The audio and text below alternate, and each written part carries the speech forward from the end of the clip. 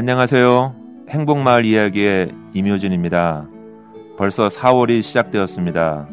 화단에는 아직 지난 겨울에 낙엽들이 쌓여 있지만 개나리 가지에는 이미 노란 싹들이 얼굴을 내밀고 있습니다. 우리들 마음에도 봄을 알리는 노란 봄 소식을 기다려봅니다. 사순절을 지나며 바벨론 포로로 끌려갔던 선지자 에스겔에게 어느 날 하나님이 찾아오셨습니다. 마른 뼈들이 있는 골짜기에서 하나님의 음성이 들려옵니다. 이 뼈들이 살겠느냐? 이 사람들이 살겠느냐? 에스겔은 이렇게 말합니다. 하나님만이 아십니다. 하나님이 함께 하시면 모든 것을 이루실 줄 믿습니다. 라고 고백했습니다. 베드로가 주님에게 드린 고백처럼 말입니다. 네가 나를 사랑하느냐? 고 주님이 물으셨을 때 내가 주님을 사랑하는 줄 주님이 아십니다. 베드로가 고백했습니다. 오늘도 주님이 저희에게 물으십니다. 네가 나를 사랑하느냐? 그들이 살겠느냐? 그러면 너도 살겠느냐? 찬양 드립니다. 주님 말씀하시면.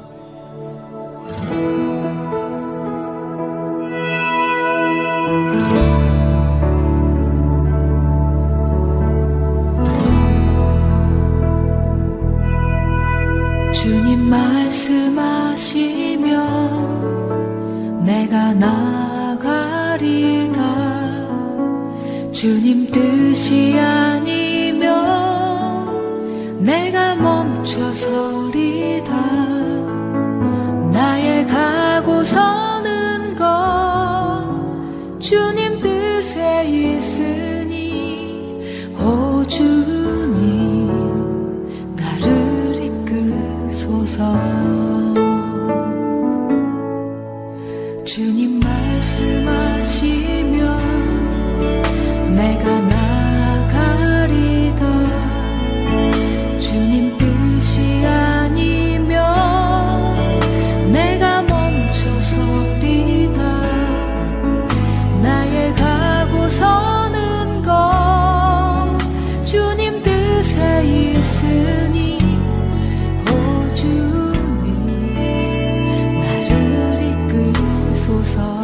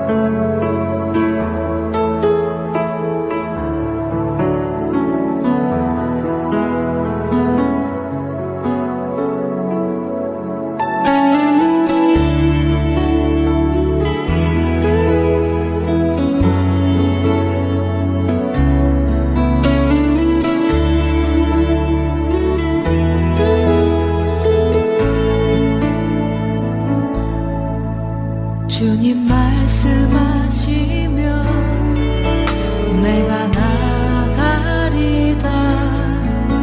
주님 뜻이 아니면 내가 멈춰서리다. 나의 가고 서는 것 주님 뜻에 있으니 오 주님 나를 이끄소서.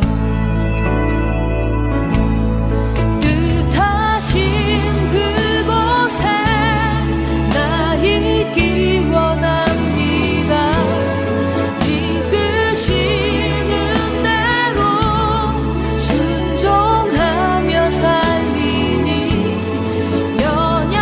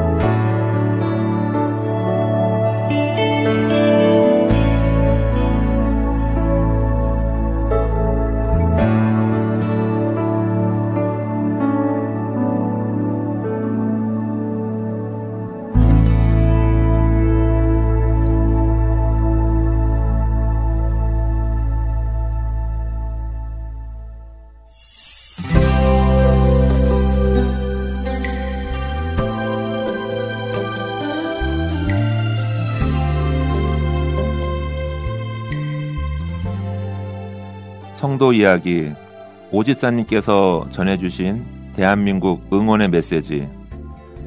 영국의 런던 더 타임즈 서울 특파원으로 한국에서 15년간 기자 생활을 한 영국의 마이클 브린이 쓴 한국인을 말한다에서 뽑았습니다. 한국인은 부패, 조급성, 당파성 등 문제가 많으면서도 또한 훌륭한 점이 정말 많다고 표현하면서 다음에 몇 가지를 말하고 있습니다. 그 이야기를 들려드리겠습니다. 첫 번째, 평균 IQ 105를 넘는 유일한 나라가 대한민국이다. 맞습니까? 문맹률 1% 미만인 유일한 나라가 대한민국.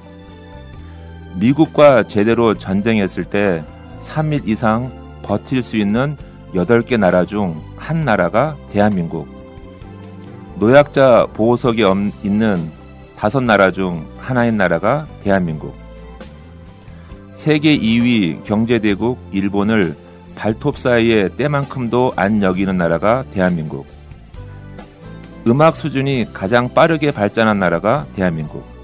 그리고 지하철 평가 세계 1위로 청결함과 편리함 최고인 나라가 대한민국이라고 하고 있습니다. 또한 유럽 통계 세계 여자 미모 1순위가 바로 대한민국이라고 하네요. 그리고 미국 여자 프로골프 상위 100명 중 30명이나 들어간 나라가 바로 대한민국이라고 합니다. 여러분 어떠세요? 기분이 좀 나아지십니까? 계속하겠습니다. 인터넷, TV, 초고속 통신망이 세계에서 최고인 나라가 또한 대한민국이라고 합니다. 세계 각국 유수 대학의 우등생 자리를 휩쓸고 있는 나라가 바로 대한민국이며 2위가 이스라엘, 3위가 독일이라고 합니다. 세계에서 가장 기가 센 민족, 한국은 강한 사람에게 꼭 놈자를 붙인답니다. 미국놈, 외놈, 떼놈, 러시아놈 등으로 무의식적으로 놈자를 붙여 깔보는 게 습관이라고 하는군요. 하지만 약소국에게는 관대하랍니다. 아프리카 사람, 인도네시아 사람, 베트남 사람 등 이런 나라엔 놈자를 붙이지 않는 신사의 나라라고 합니다. 현재 한국은 중국에게 리드 당할까봐 겁내고 있습니다. 절대 겁내지 마라. 중국과 한국은 기부터 다르다. 세계 IT 강국의 타이틀은 아무나 갖는 자리가 아니다. 180년 주기로 한국의 기후는 상승하는데 지금이 바로 그때다. 어느 정도의 난관이 있을지는 모르지만 틀림없이 이를 극복하고 도약하리라 믿는다. 대한민국 화이팅! 힘내라 코리아! 힘이 되는 사연 전해주신 오집사님 감사합니다.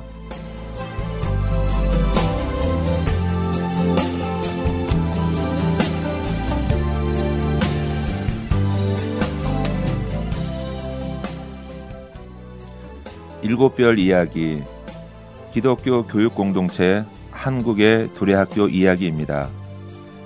일곱별 이야기, 이번 이야기는 경기도 구리시에 있는 기독교 교육공동체인 두레학교에 계신 은칠성 선생님의 사연입니다. 제목, 기적같은 만남. 미국에서 반가운 손님이 찾아왔습니다. 제가 나이가 드니까 미국에서도 손님이 찾아오네요. 2009년에서 2010년 사이에 둘의 학교를 다녔던 덕규가 찾아온 것입니다.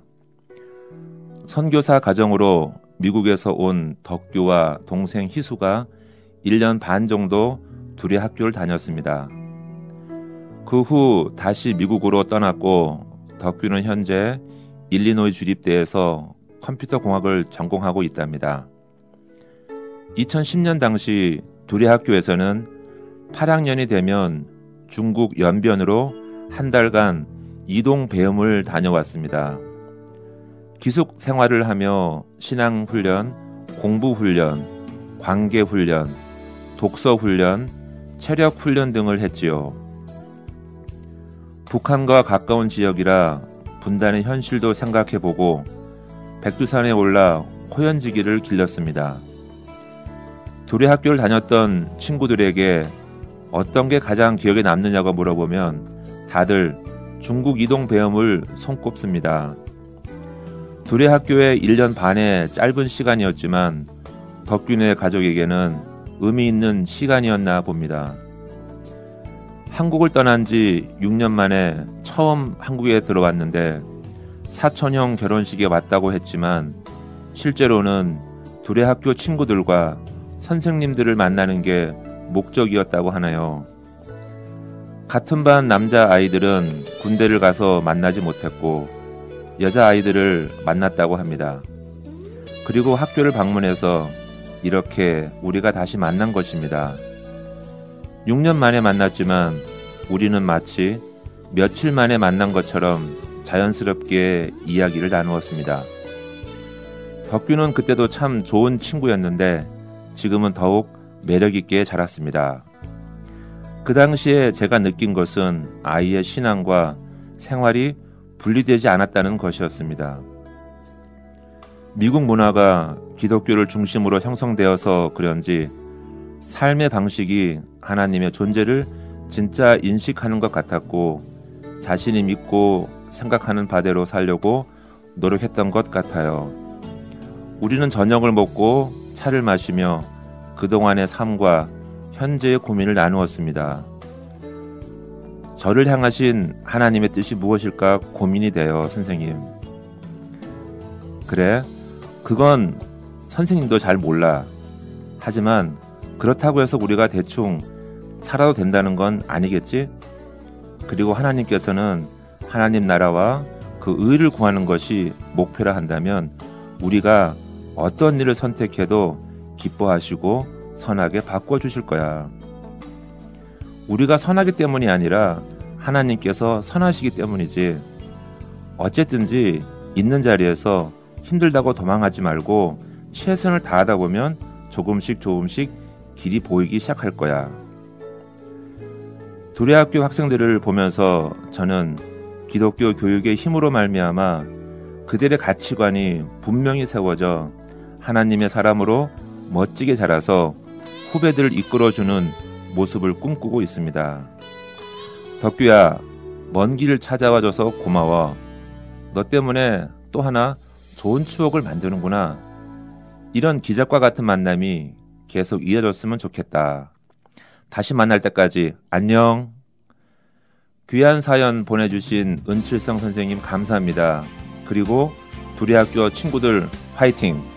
은쌤과 친구들에게 보내드리는 축복송입니다. 소리엘이 부릅니다. 야곱의 축복.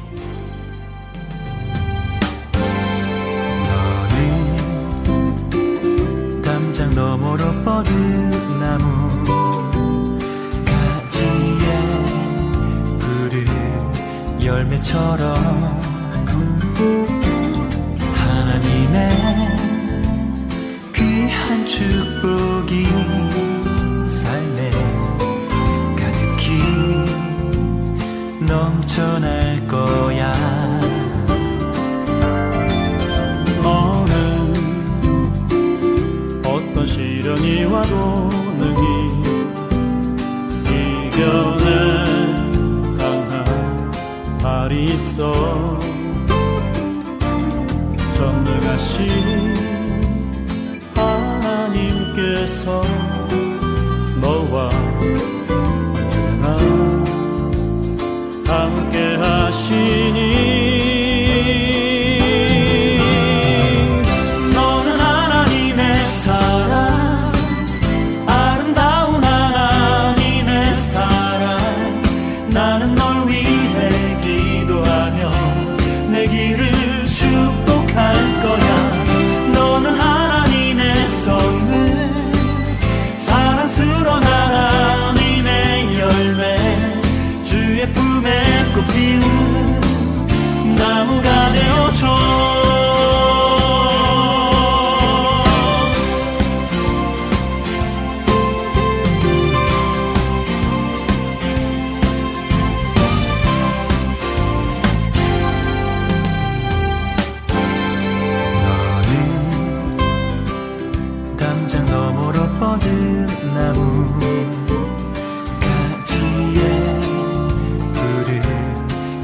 것처럼